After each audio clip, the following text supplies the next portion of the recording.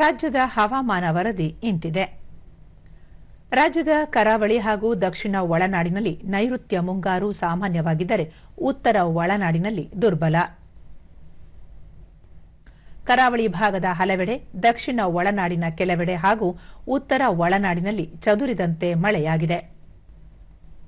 ಧರ್ಮಸ್ಥಳ, ಕಳಸ, Kumta 4, Arakalagodu, Bantwal, Belthangady, HD ಕೋಟೆ, ಕಾರ್ಕಳ, ಕೊಣನೂರು, ಮಂಗಳೂರು, ಪುತ್ತೂರು, ಸರಗೂರು 3, ಬಂಡೀಪುರ, ಕಡೂರು, ಮಾಣಿ, ಮೂಲ್ಕಿ, ಸಿಂಧನೂರು, ತರೀಕೆರೆ, ಉಪ್ಪಿನಂಗಡಿಯಲ್ಲಿ ತಲಾ 2 centimetre ಮಳೆಯಾಗಿದೆ.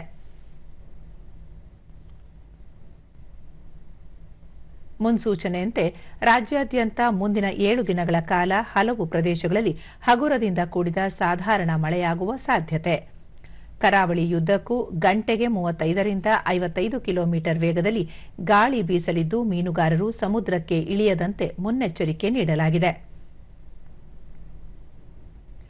ಬೆಂಗಳೂರು ಸುತ್ತಮುತ್ತ ಸಾಮಾನ್ಯವಾಗಿ ಮೋಡ ಕವಿದ ವಾತಾವರಣ, ಹಗುರದಿಂದ ಸಾಧಾರಣ ಅಥವಾ ಗುಡುಗು ಸಹಿತ ಮಳೆ ಸಂಭವ. ಗರಿಷ್ಠ 29, ಕನಿಷ್ಠ 21 ಡಿಗ್ರಿ ಸೆಲ್ಸಿಯಸ್ ತಾಪಮಾನ ದಾಖಲು ಸಾಧ್ಯತೆ.